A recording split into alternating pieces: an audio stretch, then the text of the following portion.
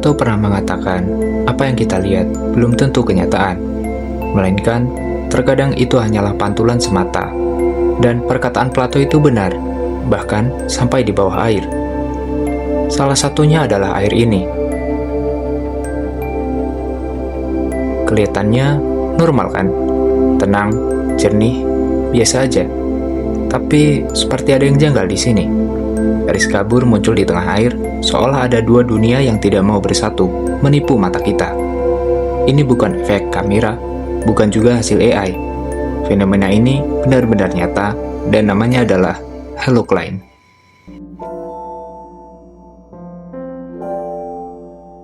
Halocline adalah lapisan peralihan antara air dengan kadar garam yang berbeda. Biasanya bisa terjadi saat air tawar bertemu air laut, di muara sungai, di gua bawah air, atau di danau-danau tertentu. Air tawar dan air asin memang sama-sama air, tapi secara fisika, berat mereka berbeda. Air asin lebih padat, sedangkan air tawar lebih ringan, dan perbedaan ini cukup kuat untuk membuat mereka tidak langsung bercampur. Bahkan kalau ada dua air asin yang tingkat kadar garamnya berbeda, itu juga bisa memicu terjadinya halocline.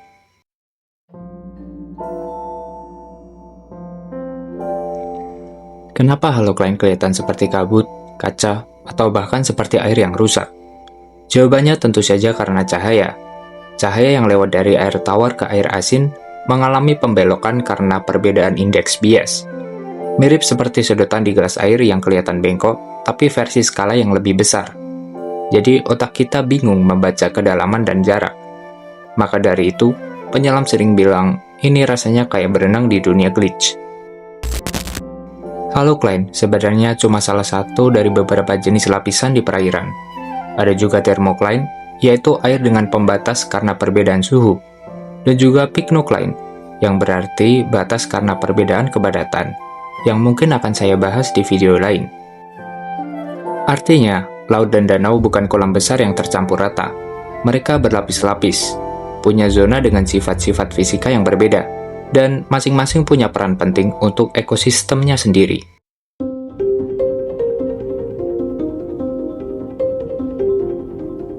Halocline bisa bertahan lama karena perbedaan kepadatan, minim turbulensi, dan aliran air yang relatif tenang. Bahkan di beberapa tempat, lapisan ini bisa bertahan bertahun-tahun.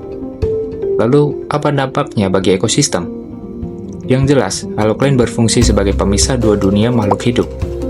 Karena pada bagian atas yang kaya akan oksigen, akan menjadikannya tempat untuk ikan-ikan air tawar, ataupun penghuni lautan pada umumnya.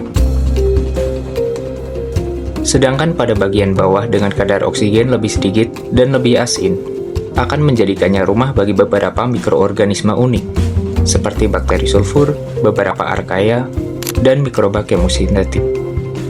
Mereka tidak membutuhkan cahaya matahari untuk hidup, karena mereka mengandalkan reaksi kimia.